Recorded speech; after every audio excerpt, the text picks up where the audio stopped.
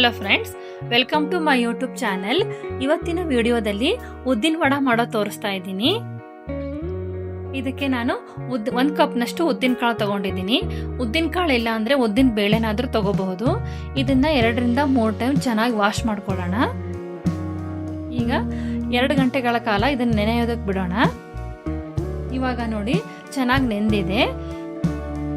ಈಗ ಇದನ್ನು ರುಬ್ಕೋಬೇಕು. ನಾವು ಮಿಕ್ಸಿಲಾದರೂ ರುಬ್ಬೋದು, ಇಲ್ಲ ಗ್ರೈಂಡರಲ್ಲಾದರೂ ರುಬ್ಬೋದು. ಗ್ರೈಂಡರಲ್ಲಿ ರುಬ್ಬಿದ್ರೆ ವಡೆ ಚೆನ್ನಾಗಿ ಬರುತ್ತೆ. ನೋಡಿ, ಜಾಸ್ತಿ ನೀರು ಹಾಕಬಾರ್ದು, ಸಣ್ಣದಾಗಿ ರುಬ್ಕೋಬೇಕು. ಈಗ ರುಬ್ಬಿರೋ ಮಿಶ್ರಣಕ್ಕೆ ರುಚಿಗೆ ತಕ್ಕಷ್ಟು ಉಪ್ಪು, ಸ್ವಲ್ಪ ಸೋಡಾ ಪುಡಿ ಹಾಕಿ ಚೆನ್ನಾಗಿ ಮಿಕ್ಸ್ ಮಾಡ್ಕೋಬೇಕು. ಈಗ ಸಣ್ಣದಾಗಿರೋ ಹೆಚ್ಚಿರೋ ಕಾಯಿ ತುರಿ, ಕೊತ್ತಂಬರಿ ಸೊಪ್ಪು, ಕರಿಬೇವು, ಹಸಿಮೆಣಸಿನ್ಕಾಯಿ, ಸ್ವಲ್ಪ ಶುಂಠಿ ಹಾಕಿ ಮಿಕ್ಸ್ ಮಾಡ್ಕೊಳ್ಳೋಣ. ಇವಾಗ ನೋಡಿ ವಡೆನ ಬಿಡೋಣ. ಇದಕ್ಕೆ ವಡೆ ಶೇಪ್ ಚೆನ್ನಾಗಿ ಬರಲಿಲ್ಲ ಅಂತ ಅಂದರೆ ಒಂದು ಪ್ಲಾಸ್ಟಿಕ್ ಹಾಳೆ ತಗೊಂಡು ಈ ಥರ ಮಾಡಿ ಬಿಡೋದ್ರಿಂದ ವಡೆ ಶೇಪ್ ಚೆನ್ನಾಗಿ ಬರುತ್ತೆ. ನಿಮಗೆ ಚಿಕ್ಕ ಸೈಜ್ ಬೇಕಾದರೆ ಚಿಕ್ಕದಾಗಿ ಮಾಡ್ಕೋಬೋದು, ದೊಡ್ಡದು ಬೇಕಂದ್ರೆ ದೊಡ್ಡದಾಗಿ ಮಾಡ್ಕೋಬೋದು. ಇದನ್ನು 5 ರಿಂದ 6 ನಿಮಿಷ ಮೀಡಿಯಂ ಫ್ಲೇಮಲ್ಲಿ ಚೆನ್ನಾಗಿ ಬೇಯಿಸಿದ್ರೆ ವಡೆ ರೆಡಿ ಆಗುತ್ತೆ.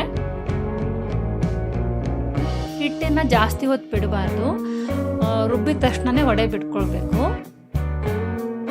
ಇವಾಗ ನೋಡಿ ವಡೆ ರೆಡಿ ಆಗಿದೆ. ವಿಡಿಯೋ ಇಷ್ಟ ಆಗಿದ್ರೆ ಪ್ಲೀಸ್ ಒಂದು ಲೈಕ್, ಶೇರ್, ಸಬ್ಸ್ಕ್ರೈಬ್ ಮಾಡಿ. Thank you for watching.